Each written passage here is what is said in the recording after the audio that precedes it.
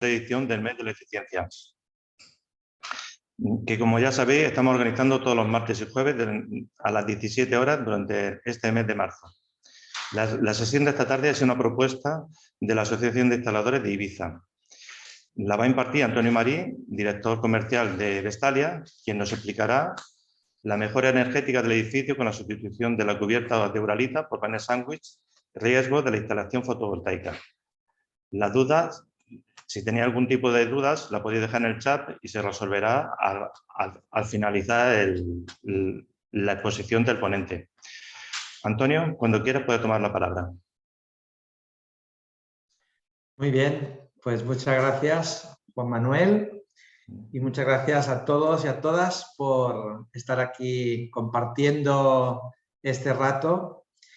Además, en un mundo donde estamos todos, creo yo, muy ocupados, pues es un valor añadido el tener un rato, poder parar el tiempo, el reloj, un rato, y compartir experiencia, porque realmente mi ponencia no va a ser algo excesivamente enfocado a lo técnico, sino quizás compartir mi propia experiencia profesional, también una visión quizás del momento en el que estamos, un momento en el cual, pues, por un lado hay dificultades, las hay de muchos tipos, incluso tenemos guerras a nuestro alrededor, pandemia, y sin embargo la vida continúa y también van surgiendo oportunidades y van surgiendo nichos de negocio para que las empresas y los técnicos pues podamos seguir ejerciendo nuestra profesión diariamente. Entonces, si os parece, voy a compartir unas imágenes y voy a seguir un poco un orden. Os voy a explicar qué voy a comentar hoy. He hecho un poquito de índice de los temas que voy a tratar, que voy a compartir. Por un lado, voy a hacer una reflexión sobre la presencia del amianto en las cubiertas, sobre todo en las industriales y agrícolas, que es donde hay más cantidad. Y en este capítulo, pues, veremos qué es el amianto como peligro para la salud. Veremos también, ¿quedan muchas cubiertas? ¿No? La pregunta en Baleares, ¿quedan muchas cubiertas? Y después, el tema de la vida útil, que es bueno, pues un material, la uralita, que ya puede ser un peligro debido a que le ha acabado la vida. Después veremos el problema térmico que tienen las cubiertas de uralita, los riesgos de las instalaciones fotovoltaicas. Veremos, esto es una reflexión personal de por qué no conviene, digo yo, ¿no? ¿Por qué no conviene poner placas fotovoltaicas sobre las cubiertas de uralita? Y, por último, la seguridad en las instalaciones de las placas fotovoltaicas sobre las cubiertas de uralita. Así que, sin más, vamos a empezar. Por un lado, bueno, es, creo yo, ya bastante conocido que se ha estado utilizando este material que se llama fibrocemento con amianto, o conocido como uralita porque la marca que lo fabricó le dio nombre al propio producto. Y si bien se dejó, o sea, se prohibió la fabricación y la comercialización en el 2002, pues sí que es cierto que la península y las islas se llenaron de cubiertas, de tuberías, de depósitos de este material del fibrocemento.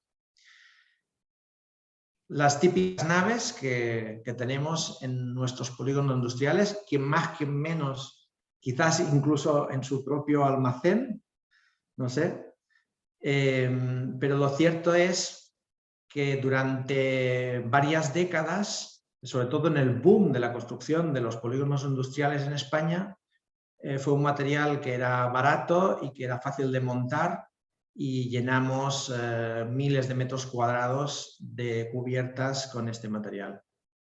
Entonces la pregunta es, bueno, ¿y qué es esto del amianto? ¿Y por qué es peligroso para la salud? Aquí he intentado poner una imagen en donde se ve una piedra, es un mineral, el amianto es un mineral, y vemos que tiene como unas fibras. De hecho, hay 6 minerales que son metamórficos fibrosos que tienen como unas fibras que son fácilmente trenzables y son fáciles de separar, y con ello se va a conseguir lo que es la fibra para el fibrocemento. Es decir, hoy en día utilizamos fibra de vidrio, por ejemplo, para determinados usos. En aquella época se utilizó este material que era más barato y tenía las cualidades perfectas para que tanto los tubos como las placas, que tienen pues a lo mejor 3, 4, 5 milímetros, pues pudieran tener rigidez. Entonces la uralita famosa, y las placas en este caso de las cubiertas, tienen entre un 10 y un 30% de estas fibras en su composición. De ahí que dentro de los productos con amianto, el de la uralita no es el más peligroso. Es peligroso, pero, por ejemplo, ahora estamos haciendo un presupuesto en una fábrica de Martorell, que es de química, y tiene una columna de 30 metros de altura, que el forro es de material con amianto. Y es un material que tiene hasta el 95 o 98% de amianto. O sea que es mucho más peligroso que este caso de la uralita. Entonces, se sabe que desde casi la prehistoria se conocía ya el amianto. Como curiosidad, ¿no? Sabéis que tiene también una cualidad térmica. Los guantes y la ropa de los bomberos llegaron a estar tejidos de textil de amianto, de estas fibras que hemos visto, y se sabe que en la antigüedad, en enterramientos en donde se quiso separar el carbón encendido del fuego de otros materiales, se utilizó ya el amianto por su cualidad térmica para separar y que no se quemara lo que hay alrededor. Entonces, desde la prehistoria se sabe que es conocido, pero fue a final del siglo XIX que se empieza, claro, aparece la revolución industrial en Europa, sobre todo en Inglaterra, y los fabricantes y constructores comienzan a usar industrialmente por sus propiedades el asbesto o el amianto, a final del XIX. Fijaros, esto es una curiosidad interesante para que veamos cómo es nuestro mundo moderno. Las autoridades médicas, allá por 1906, ya determinan y se reconoce que existe la asbestosis y el cáncer derivado del respirar fibras con amianto, en el 1906. Pero no es hasta 1931 que hay algún tipo de regulación. Cuando muere, bueno, aquella que ha sido Nelly Ketchau, que ha sido considerada la primera trabajadora, mujer, que murió en su puesto de trabajo por asbestosis. Estamos en el 31, ya muere gente. Es en los años 60, 70, 80, es el boom de los polígonos industriales en España. De hecho, en Mallorca tenemos el polígono industrial de Castelló y de Can Valero, que son y otros también, que son de esa época prácticamente. En Ibiza también tenemos varios, en Menorca, de esas décadas, que es todas las naves industriales, casi en un 100%, fueron sus cubiertas colocadas estas placas de uralita, ¿no? En los años 60, 70, sabiendo ya que había habido muertes. Y no es hasta el 2002 en donde queda totalmente prohibido tanto utilizar como comercializar productos con amianto. Estamos en el 2001. El 2001 sale la orden ministerial y es el 2002 que se queda prohibido. Hay al menos estas 4 enfermedades que son el amianto, la exposición al amianto es responsable. El tipo de fibra tiene un tamaño que, si es respirada, el alveolo pulmonar, también que es diminuto como la fibra, pues tiene problemas para expulsar esa microfibra. Y con el tiempo, si se queda albergada dentro del alveolo pulmonar, pues puede causar a la larga un tumor.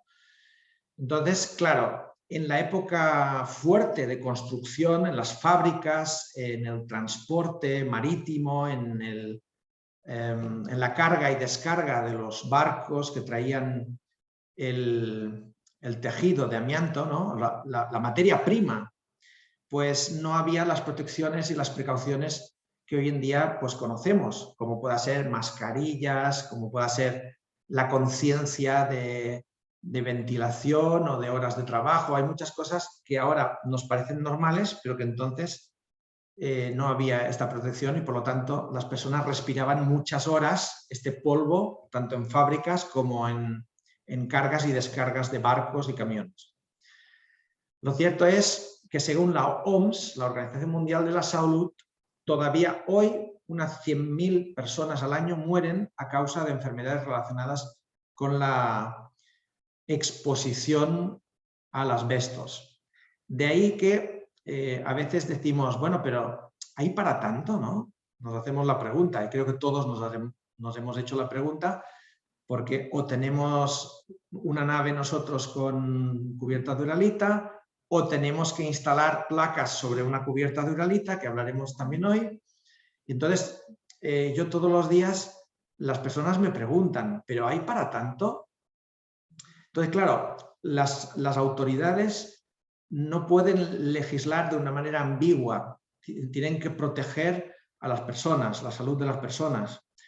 Por lo tanto, ante una evidencia de que miles de personas mueren por este producto, pues lo que hacen es legislar en la peor de las situaciones.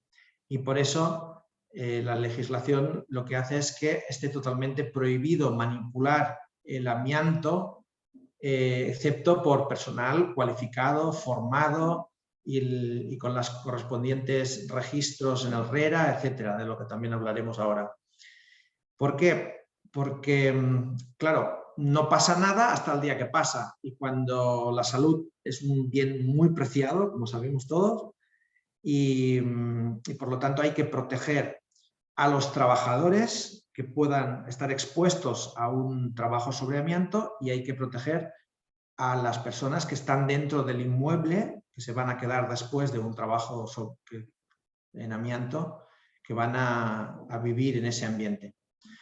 Por lo tanto, es algo serio, algo que las autoridades se toman muy en serio, y que hay multas muy considerables por no hacer caso de la legislación vigente. Como sabéis, hay dos legislaciones que nos afectan con la uralita. Una es de trabajo, es decir, que las personas que manipulan el amianto tienen que tener esta formación y estas acreditaciones, y también de medio ambiente. Es decir, los restos del amianto se tienen que tratar adecuadamente como residuo peligroso por un gestor autorizado, etc. Sería entonces delito tanto el ambiental, de tirarlo en una cuneta, como realizar trabajos con amianto una empresa que no esté registrada y tenga su plan de trabajo. Bueno, pues aunque no exista actualmente, esta es otra de las preguntas que escucho todos los días, pero ¿estamos obligados a quitar la cubierta, no? ¿Estamos obligados a quitar el depósito o la tubería? Pues no hay actualmente ninguna legislación de ningún tipo, ni nacional ni internacional, que obligue. Es decir, yo tengo una cubierta, la tengo que quitar, ya, y si no me van a multar. No existe. Sin embargo, el Parlamento Europeo se fijó un objetivo que yo creo que con la pandemia y con las guerras no sé dónde va a terminar, pero se había fijado un objetivo de, para el 2028, eliminarlo en cualquiera de sus modalidades, de la construcción o de instalación. No sé en qué estado ahora está, pero me imagino que estará parado porque no ha aparecido ninguna directiva que luego, pues como sabéis, cuando Europa marca una directiva, la traemos cada país y la publicamos en nuestro boletín oficial y todas estas cosas. De momento no está.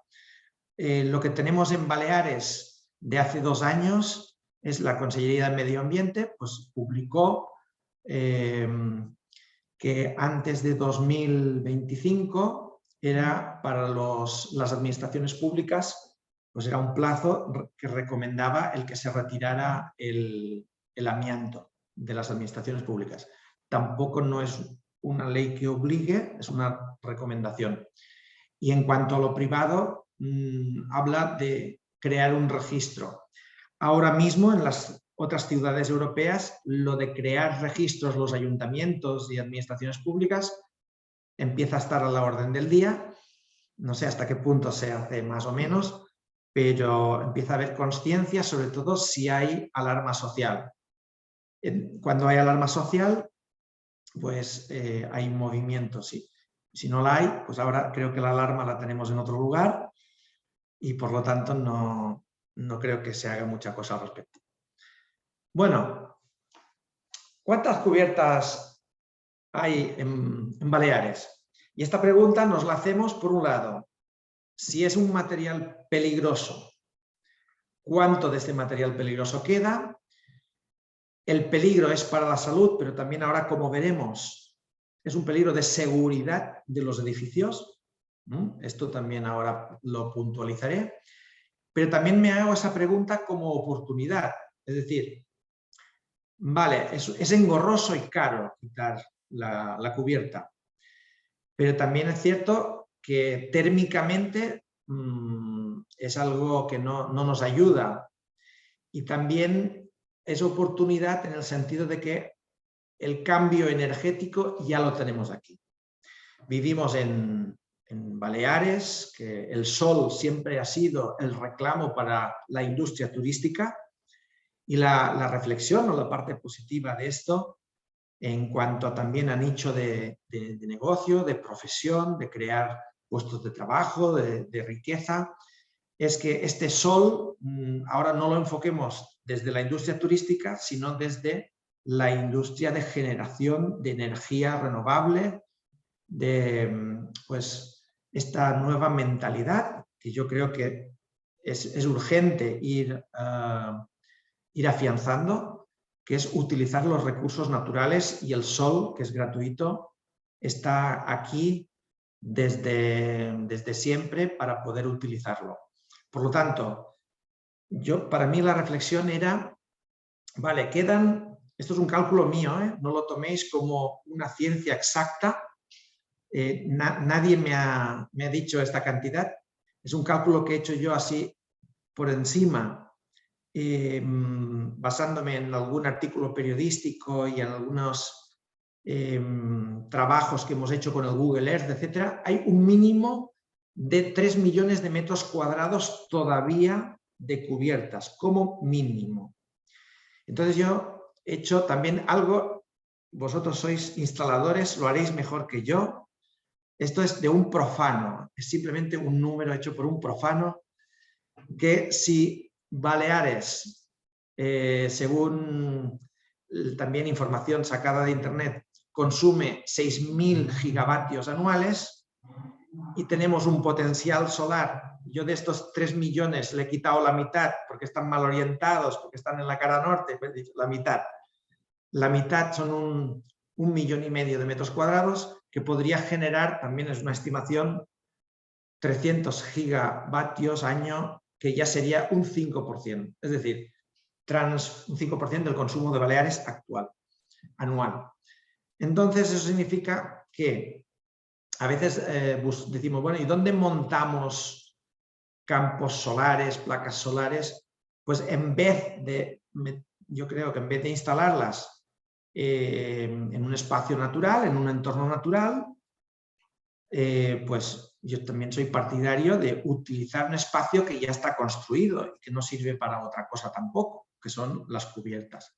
La cubierta es algo que actualmente incluso es feo y podríamos generar un espacio que no tiene una utilidad en cuanto a producción de nada, que nos ayude a producir. Esto es una reflexión, ¿no? Para mí, cambiar uralita, que es tóxico y que está viejo y que ha perdido su vida, transformarlo en un bien que nos ayude en nuestra vida y que sea algo renovable. Y decimos, y bueno, ¿y dónde está? Y he dicho, bueno, mira, vamos a una muestra, un botón de muestra. Creo que es fácil identificar, vista aérea, este es el polígono Son Castelló, las que son blancas están cambiadas, las que son grises sospecha de ellas.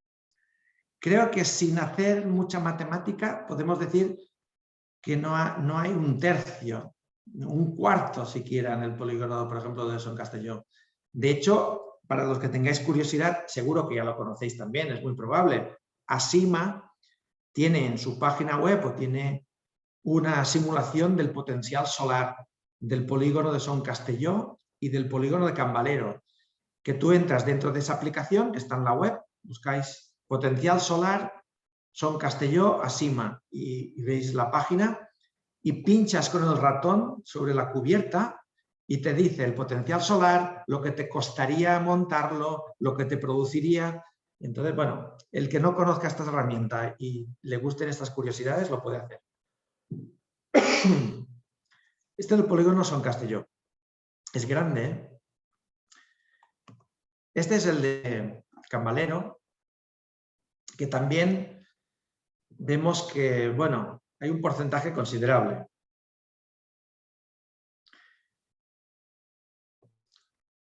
Este Marrachí queda también. Donde estoy yo, por si alguno, la imagen de atrás lo explicaba. Esto es el pueblo de Mahón, que tengo aquí en espaldas. En estos momentos bien vivo en Palma de Mallorca, ahora estoy en el polígono, el corazón del polígono de Poima. Estoy exactamente aquí. Estoy hablando desde aquí.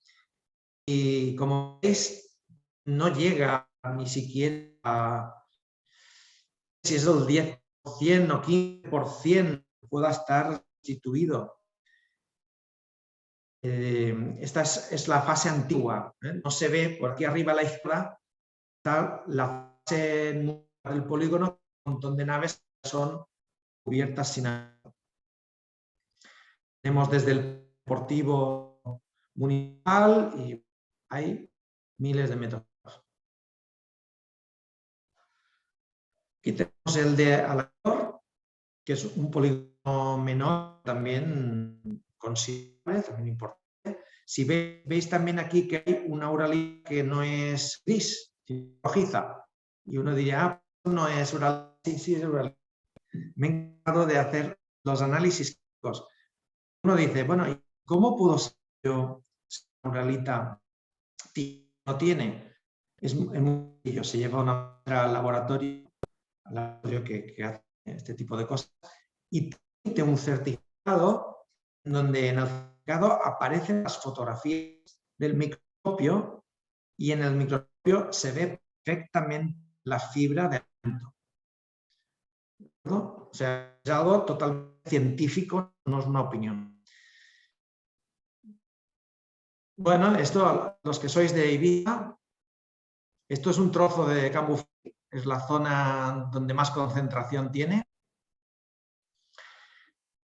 Aquí están las maderas, que creo que hay alguna que mejor ya está cambiada porque el Google Earth no sé si está muy actualizado.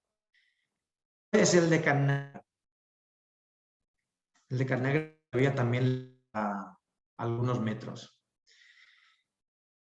Bueno, pues como veis, he puesto aquí un único ejemplo. Esto es una explotación agraria en Menorca. Fijaros, esto es uralita, Uralita, Uralita, Uralita, Uralita, Uralita, Uralita. Tenemos en nuestras islas también muchísimas explotaciones agrarias, vaquerías, fábricas de queso, que tienen una cantidad ingente de este material y que por lo tanto también tienen un potencial solar. He querido hablar de la vida útil, que es para mí el peligro de la seguridad. Creo que todos hemos escuchado, a veces lo utilizamos en la salud, ¿no? En la salud decía, pues yo hasta ahora no había tenido ningún problema. Sí, pero es que tengo 50 años y ahora a veces me duele una rodilla, a veces me duele no sé qué. Es que hasta ahora no me había dolido. Claro, porque se ha sumado toda una vida, ¿no? Entonces, a las cubiertas les pasa lo mismo. Pasa el tiempo y mi cubierta estaba perfecta. No tenía goteras, no tenía ningún problema. Y de repente puede empezar los problemas. ¿Por qué? Porque se le acabó la vida útil. ¿Qué es esto de la vida útil? Antes hablábamos de si está o no prohibido, si es obligatorio quitar o no. Y entonces existe un debate sobre el tema de la vida útil. Y esa vida útil es lo que determina en ciertos textos en donde se habla de que cuándo será obligatorio sí quitar la uralita o la cubierta. Y entonces hace referencia a el fin de la vida útil. Claro, la vida útil, entonces, ¿y cuánto es y cómo se calcula? Bueno, pues he elegido, de lo mucho que se podría haber elegido, una resolución del Parlamento Europeo en 2013 que habla de entre 30 y 50 años. Fijaros que el margen, le dan margen, ¿eh? Porque de 30 a 50 hay mucho. Pero bueno, muy bien, cojamos el caso desfavorable, 50 años. Si los polígonos están construidos en el 70, súmale 50 años. Ha acabado su vida útil. Si son 30, están requete acabada su vida útil. ¿Y qué sería eso de la vida útil?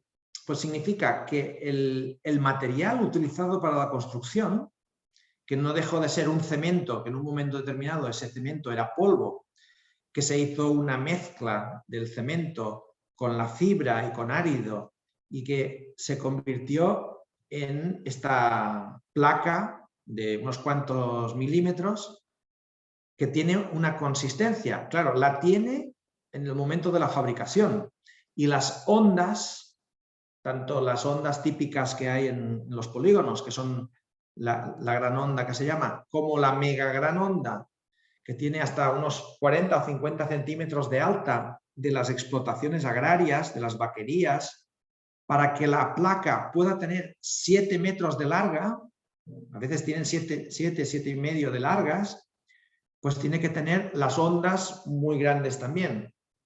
Entonces, ¿qué ocurre? Que la consistencia del cemento va perdiéndose.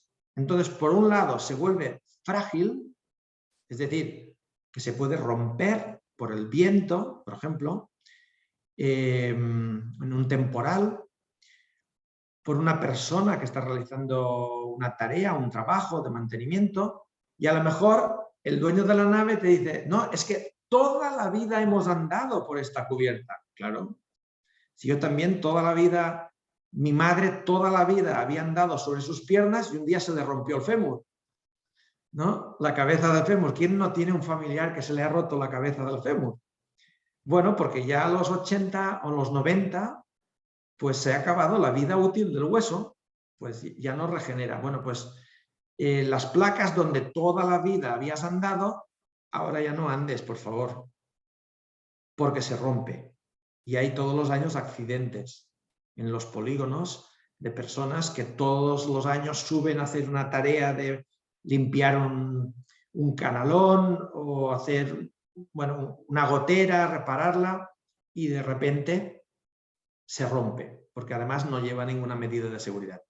Por lo tanto, la vida útil significa que sus cualidades mecánicas, su resistencia, ya no se puede calcular, ya no aguanta, tanto para ser transitado como para el viento, los anclajes, pues digamos, el material aguanta hasta que deja de aguantar. El anclaje puede ser muy bueno, pero si el material es malo, puede saltar y puede romperse. De hecho, cuando ha habido un cat de fibló en estos años atrás, hubo alguno en Can Valero y demás, pues saltaron un montón de placas y hubo por todas las calles. Por lo tanto, ojo al dato con el tema de la vida útil, que luego veremos asociada a las instalaciones de placas y la reflexión sobre si instalar o no. Quedémonos de momento con el dato. Ya no tiene vida útil. En cuanto a la cuestión térmica,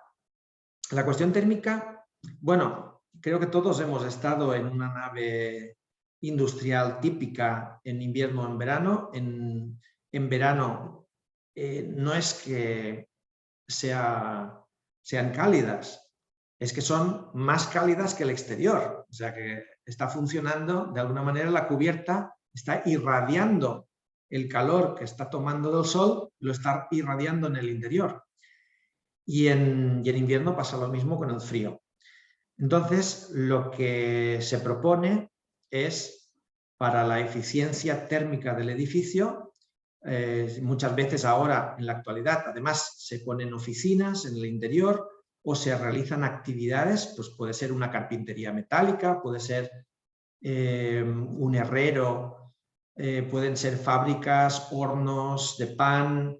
Hay un montón de actividades industriales que se pueden realizar dentro de una nave, que si lo cambias por un panel, por ejemplo, panel sándwich, cubiertas deck, que ya llevan incorporado un producto que no transmite o que transmite poco la temperatura exterior, pues entonces, bueno, pues haces una mejora en tu nave muy importante en cuanto a la calidad de vida de los trabajadores, de las personas que van a estar en su interior.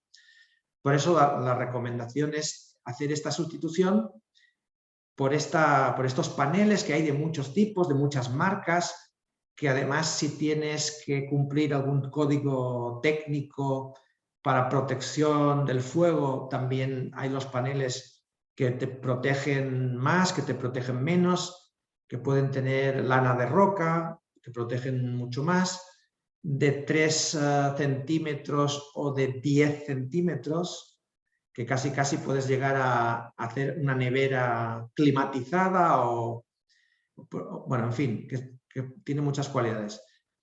Y lo cierto es que ya también vienen preparados para instalar las placas solares. Es decir, se pueden transitar sin peligro de que se rompan, excepto en las claraboyas, en las placas transparentes, que hay que tener especial cuidado, pero son transitables y se pueden atornillar las omegas o los perfiles de las instalaciones de placas fotovoltaicas, se pueden atornillar encima, sin necesidad de taladrar las dos capas, sino pues hoy en día ya venden tornillería, eso lo sabéis mejor que yo, y sistemas para ser atornillados a panel sándwich.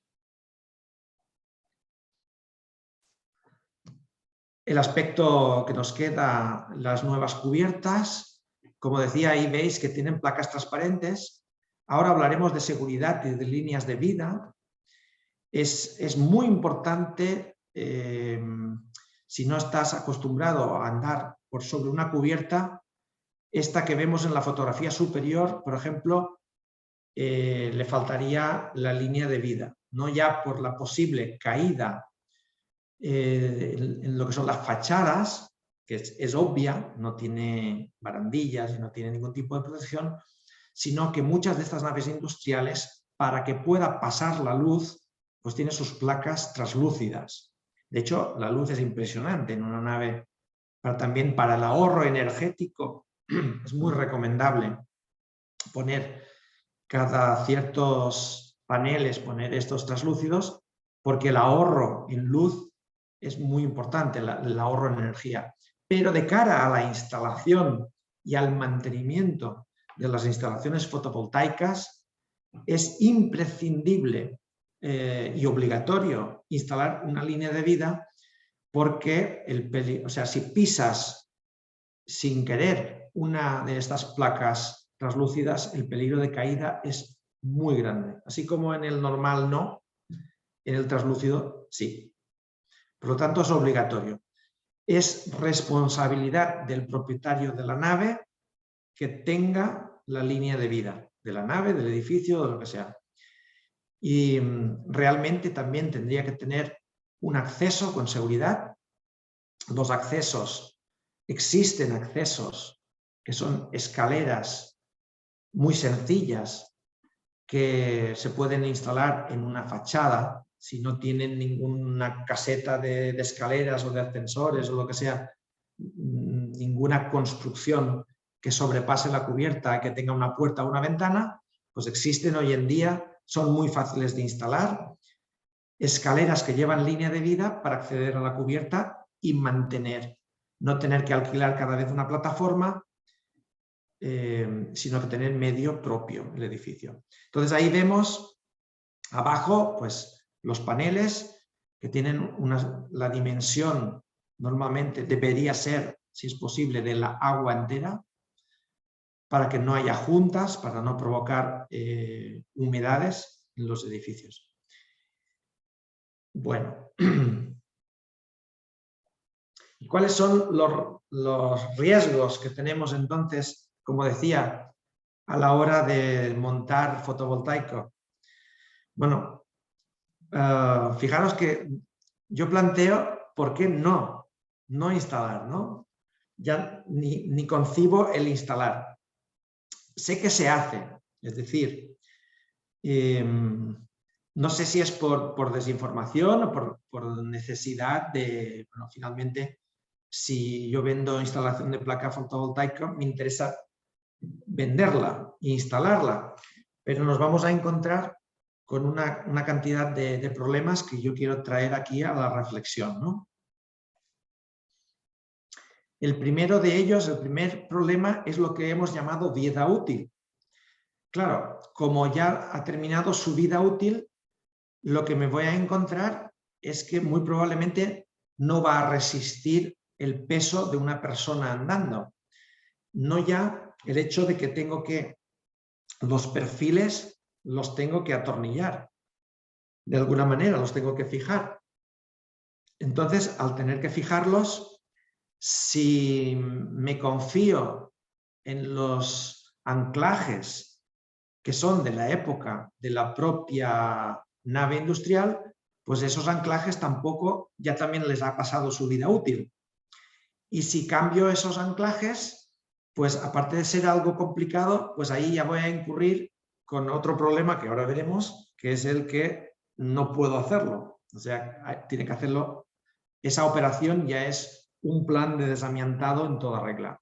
Entonces, como os digo, esto es una foto de un accidente que hubo en donde puede ser que haya una placa 5, 20, que te vaya bien andar sobre ellas, incluso te vas confiando porque vas andando, pero efectivamente ya no tienen la resistencia y por lo tanto se caen. En el caso de este accidente, la placa se rompió, pero es que tampoco la persona no llevaba ningún sistema de seguridad, que eso es importante, ¿no? Por lo tanto, estaríamos la reflexión, ¿no? Si estamos instalando algo que queremos que dure entre 15 y 25 años, dependiendo de la calidad de la placa fotovoltaica, claro, instalo algo nuevo sobre algo que ya no sirve. Creamos, como dicen hoy, pan para hoy, hambre para mañana. Sí, ahora pues podría tener autoconsumo, pero el día, y eso yo ya tengo experiencia en ello, he participado en un proyecto de un ayuntamiento en el cual, en el proyecto de sustitución de determinadas cubiertas, hemos tenido que incluir el retirar las placas de Uralita, la instalación antigua hay que quitarla y luego volverla a poner. Es decir, que estamos generando unos sobrecostes, porque hay que hacer el trabajo 2 veces. No se puede poner algo nuevo sobre algo antiguo. No debería, ¿no? De alguna manera, eso, claro, crea una reflexión de cara al propio negocio que tenemos, ¿no? Que es al cliente transmitirle pues, una manera de trabajar, una ética profesional y hablarle de cuáles son los problemas que tiene y ayudarle a tomar la decisión correcta, aunque a veces le duela un poquillo al bolsillo. Pero se pueden evitar problemas futuros.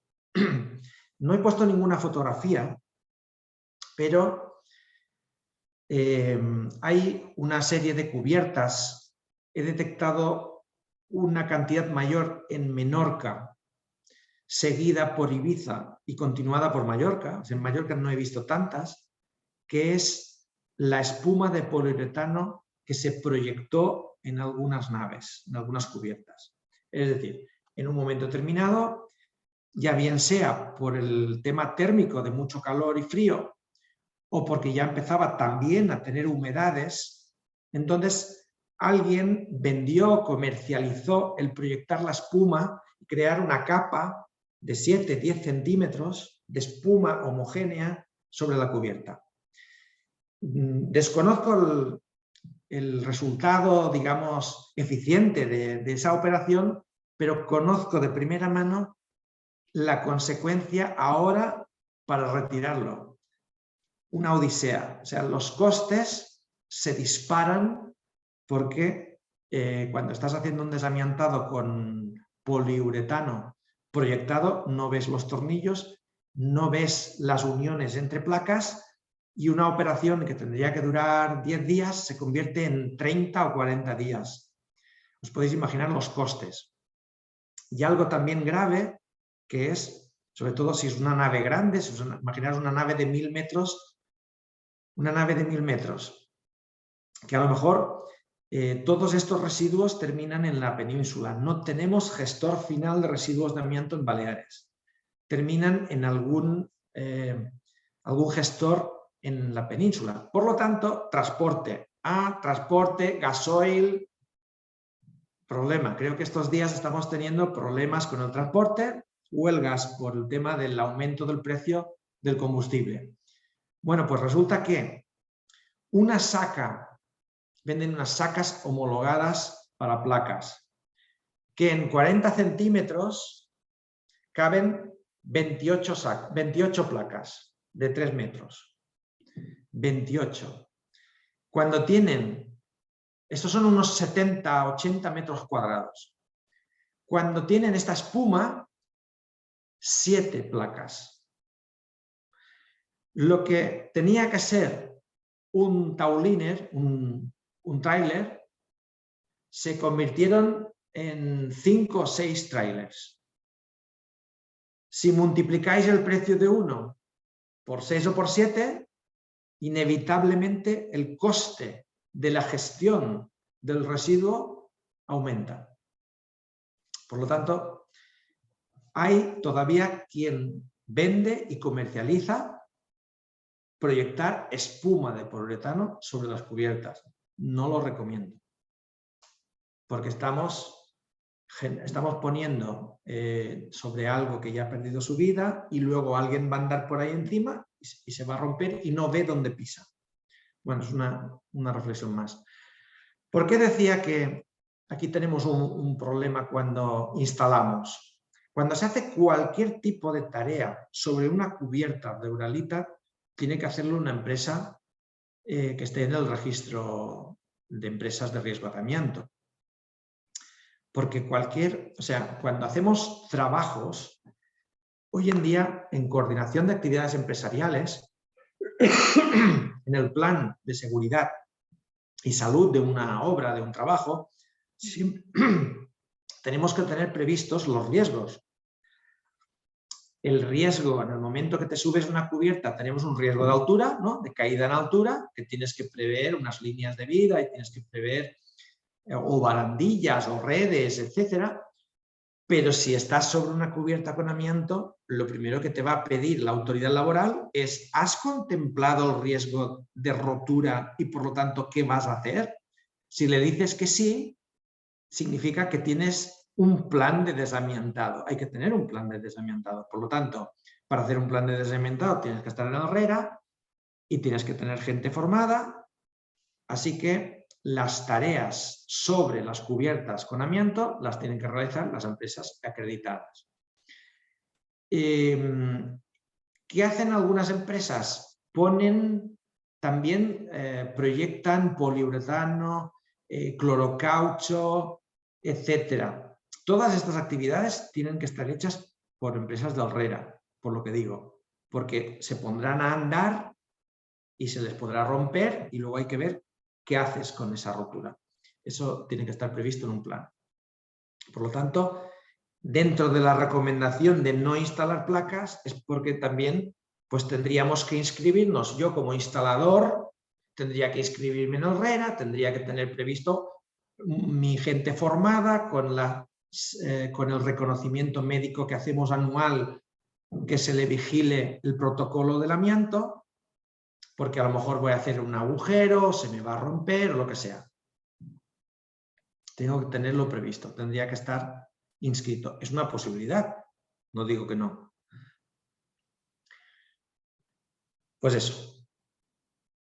Tienes que estar inscrito y tener un plan de trabajo de desamiantado. Aquí vemos cómo se haría entonces. Bueno, estos dos señores están quitando una placa, pero significaría que si yo estoy montando alguna instalación sobre una cubierta, pues llevaría los trajes de amianto, que son sus monos, sus mascarillas, su casco, pero también a la vez es de altura, por lo tanto llevaría el arnés, tendría líneas de vida, o sea, todo el pack completo. Y aquí vamos llegando hasta el final, que es la seguridad en las instalaciones sobre las cubiertas.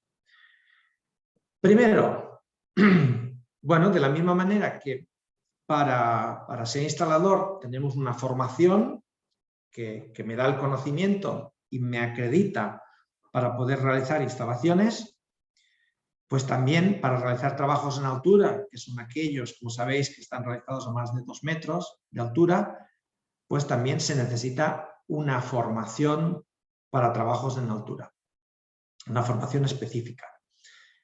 Hasta ahora, claro, venimos de no tener casi formación a comenzar a tener formación.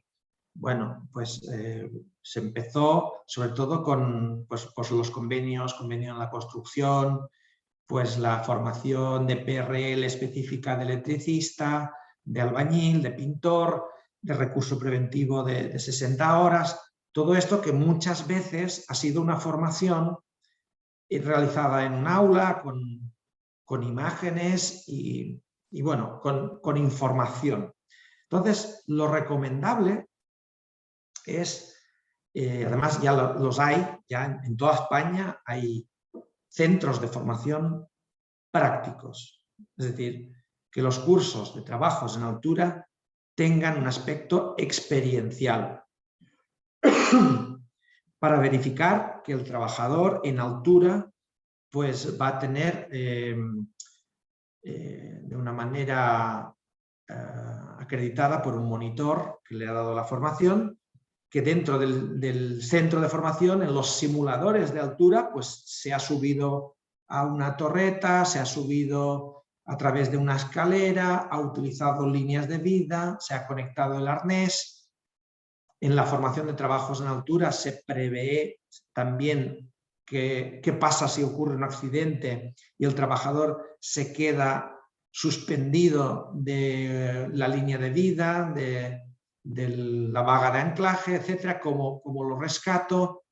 Es decir, hay toda una serie de situaciones en altura, cubiertas e inclinadas o utilización de líneas de vida verticales, horizontales, etcétera, pues que si ya lo he tocado, ya lo he vivido, y para eso los simuladores prácticos, pues después cuando me ocurra, cuando en la práctica esté en mi lugar de trabajo sobre un tejado, una cubierta, con escaleras, con todo este material, pues ya tenga una formación, no solo información, sino formación experiencial.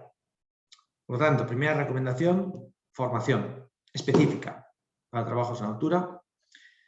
Entonces, dentro de siguiente, bueno, va junto, ¿no? Formación, y ahora los equipos adecuados, los EPIs adecuados. No todos los cascos son para todo, no todos los arneses son para todo, no todas las líneas de vida son para todo. Los arneses los hay de trabajos en altura, los hay para posicionamiento, por ejemplo, para subir a una torre, no es el mismo que para estar sobre una cubierta, o para bajar dentro de un espacio confinado, tampoco no tiene por qué ser el mismo. Por lo tanto, informarse bien para que los EPIs, pues el casco de trabajos en altura tiene barbuquejo, y además, como seguro que sabéis, por también vuestra experiencia, en el momento que entras en una obra, a lo mejor alguien privado o una comunidad no os lo pide, pero cuando vamos a trabajar dentro de una obra donde hay un coordinador de seguridad, o vamos a una instalación mínimamente industrial donde hay un responsable de PRL, o vamos a encontrarnos con plataformas virtuales de documentación de coordinación de actividades empresariales, pues nos van a pedir un montón de papeles, que no solo tienen que ser papeles. Si nos piden formación, pues tiene que ser que tengas efectivamente el documento certificado que acredite la formación, pero además el conocimiento. Tienes que tener la entrega de EPIs con las normas correspondientes a cada uno de los EPIs, pero también saber usarlo, no solo tener el papel. Creo que estamos de acuerdo en eso, ¿no? Por lo tanto, formación, EPIs adecuados y pues si estoy trabajando en altura voy a tener que utilizar en muchos casos líneas de vida porque me voy a encontrar que no dispone de barandillas o no dispone de medidas colectivas. Entonces, líneas así, a modo así muy general, informativo, tenemos las líneas de vida temporales y las líneas de vida fijas. Entonces, ¿qué ocurre? Que a veces nos encontramos que el propietario no ha instalado y tampoco le vamos a decir, oye, yo no vengo a instalarte las placas solares si no instalas. Bueno, a veces podrás hacerlo, a veces no. Bueno, pues nosotros tendremos que tener la capacidad también de hacerlo nosotros o de saber quién nos lo puede hacer. Y si el cliente no quiere pagar unas líneas de vida fijas, las veremos después, por lo menos montar unas temporales, que son más rápidas de montar y de desmontar. Aquí vemos el ejemplo clásico de la línea de vida temporal textil, que se monta relativamente fácil, pero aún así pues hay que tener los anclajes. El maletín solo te trae la cinta, no te trae puesto el anclaje, que tendrás que saber cómo instalarlo o buscar a alguien que nos lo haga. Las líneas de vida entonces temporales y luego tenemos las líneas de vida fijas, definitivas. Solo he traído imágenes de las que se montan horizontalmente sobre las cubiertas, pero como os decía, también para el acceso hay escaleras de muchos tipos que tienen sus líneas de vida. Hay escaleras tradicionales que llevan una línea de vida de cable, en donde conectas tu arnés al dispositivo móvil de ese cable instalado en la escalera, y luego hay escaleras que ya llevan también un raíl con el dispositivo móvil, que son como mucho más estrechas, pequeñas, no aparatosas, para el acceso a las cubiertas. Y luego tenemos una serie de postes de anclaje específicos para los tipos de cubierta. Hay muchos tipos de cubierta. Aquí vemos una tipo panel sándwich que tiene estos nervios que decíamos que nos pueden ser de mucha utilidad para poner nuestros perfiles donde van después las placas, pero también son útiles para las líneas de vida. Los fabricantes han construido una gama especial para panel sándwich para poder conectar. Esto es, en fin, muchas veces nos podemos encontrar que cuando hacemos un proyecto como industrial de un autoconsumo en una nave, pues nos podemos encontrar pues eso, que también dentro de nuestro presupuesto esté el instalarle una línea fija. Estas líneas fijas, al igual que los EPIs, llevan después un mantenimiento anual. ¿Sí? O sea, el instalador certifica por un año, o sea, certifica la instalación y la deja usable durante un año. Al cabo de un año tiene que venir otra vez a revisarla, porque a veces pues, podemos pensar, no, esto dura para siempre. No, pasan muchas cosas. Por lo tanto, es conveniente todo esto, empezar a incluirlo, ¿no? Dentro, si nos vamos a especializar en tema de instalación de autoconsumo fotovoltaico sobre distintos tipos de cubiertas, ya ir incorporando toda una serie de elementos como pueden ser dejar el acceso o línea de vida fija, etc. ¡Hola! Entonces, en definitiva, así a modo de, os decía, de compartir realmente una experiencia, tenemos ahora mismo ayudas por primera vez de los fondos Next Generation que aparecieron, seguro que ya habéis visto en la prensa, lo habréis visto en alguna circular que la buena gente de las asociaciones os envía y que, bueno, pues a partir de septiembre del 21 han aparecido la posibilidad por primera vez de que la retirada de Uralita cuente para la subvención. Como sabéis, lo que manda es los vatios instalados, entonces cuantos más vatios vayas a instalar, porque sean los necesarios, pues también más cantidad de placas te puede beneficiar. Y como sabéis, pues puede llegar a rondar, según el tipo de empresas y demás, algún proyecto que tengo así un poco en mente, de 30 a 35% del proyecto completo, la subvención. Sí que es cierto que hay otras reflexiones que hacer ya para acabar, reflexiones con respecto a, digamos, a esto que hemos hablado de que el sol sea el que nos ayude a producir. En este caso también que el sol nos ayude a hacer la reforma de nuestra cubierta y hacer este cambio energético. ¿Por qué digo esto? Porque realmente, si, sobre todo para los negocios que tienen consumo eléctrico, o negocios o edificios que tienen consumo eléctrico, cuanto más consumo eléctrico, más pronto se puede recuperar la inversión. Yo creo que tenemos que pensar nosotros y ayudar a pensar a nuestros clientes en términos de inversión, de recuperación de lo invertido. Porque realmente si tenemos consumo eléctrico y hacemos un pack de renovar nuestra cubierta, que el edificio, la nave, térmicamente tenga una eficiencia, que haya una calidad de vida sin humedades, sin elementos tóxicos como es el amianto, y que ahora además voy a tener una energía, aparte de más barata, de autoconsumo, pues ayudo a que el planeta pues, sea un lugar mejor. Pongo mi granito de arena a que pues, haya menos CO2 en la atmósfera y entonces estoy participando en el cambio que está habiendo en la sociedad. Entonces pensar en términos no solo de la hora, sino de a veces pues hacemos una inversión de todo este proyecto y en 5, 7, 8 años a lo mejor hemos podido ya recuperar lo que hemos invertido y nos quedamos con una factura mucho menor eléctrica. Yo creo que merece la pena dedicarle un tiempo a manejar ciertos datos, porque por mi experiencia, cuando voy a visitar naves, industrias, etcétera, hay mucho desconocimiento por exceso de información y por desinformación, por las dos cosas.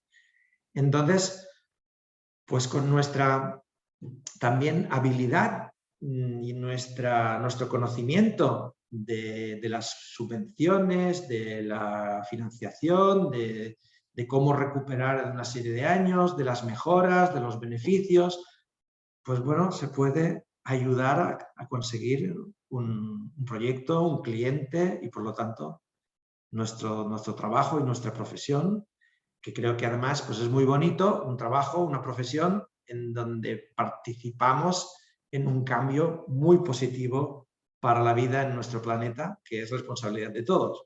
Porque imaginar que lo que estuviéramos haciendo es, no sé, vendiendo algo tóxico, como pasó con el amianto.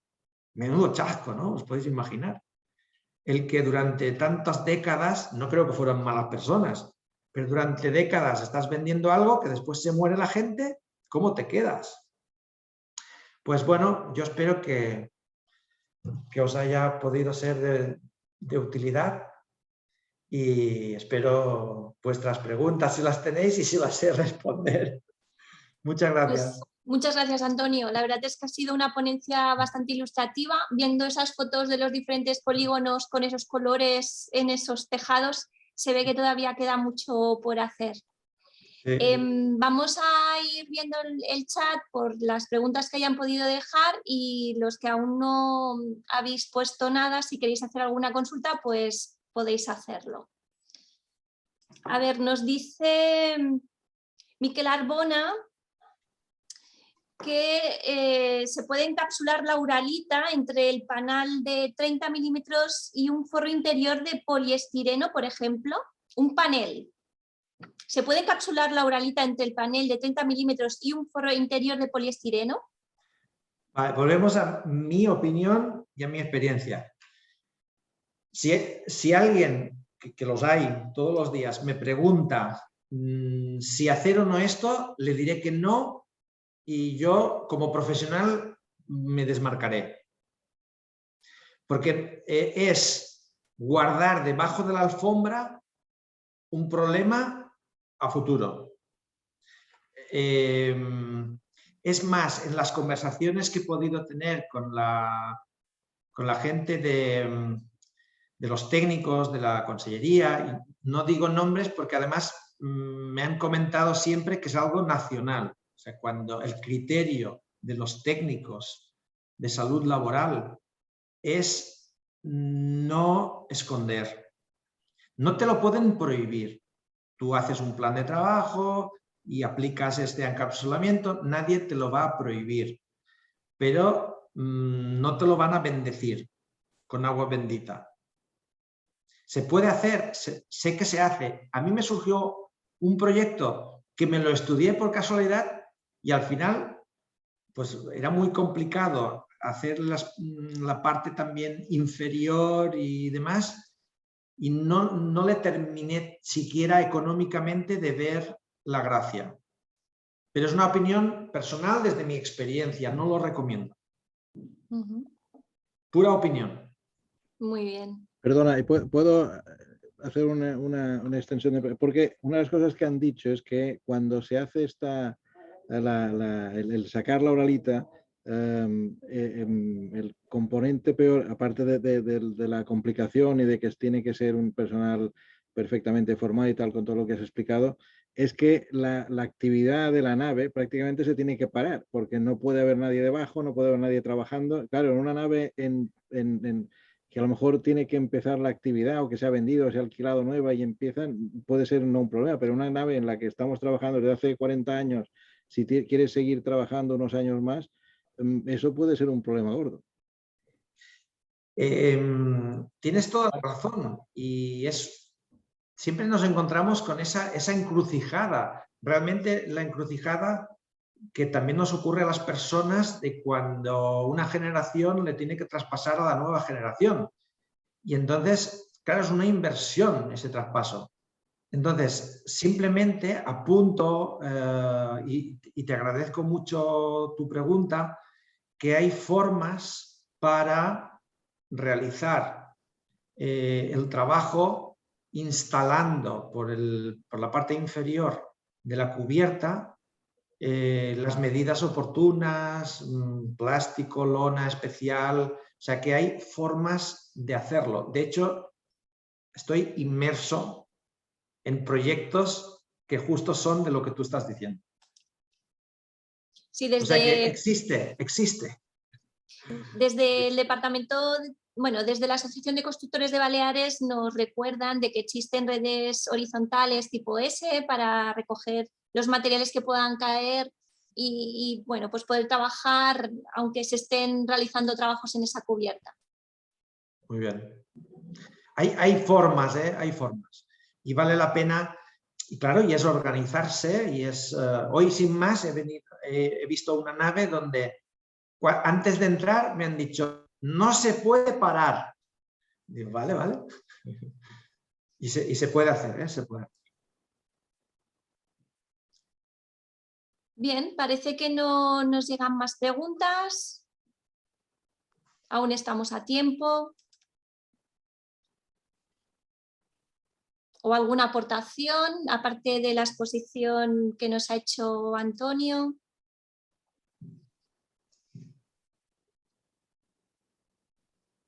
Bueno, Yolanda. Bueno, Antonio, pues ya, pues ya podemos dar por finalizado esta ponencia tuya. Muchas gracias. Bueno, si no lo sabéis todos, Antonio María es de Formentera y da la ponencia de Menorca. Bueno, es un triunfo. Ya la verdad que, que algo hemos conseguido de unificar islas. Bueno, vale. O sea, gracias a todos por asistir y os emplazamos a que lo hagáis también el próximo martes, el martes 22 a las 17 horas, a la jornada de la aerotermia en la nueva edificación según el Código Técnico de la Edificación, que impartirá Manuel Ruiz, jefe de formación y apoyo técnico de termotecnia de Robert Bosch, España. Bueno, buenas tardes y os esperamos para el próximo martes. Gracias a todos de nuevo. Dios, muchas gracias. Muy interesante. Adiós, muchas gracias por asistir.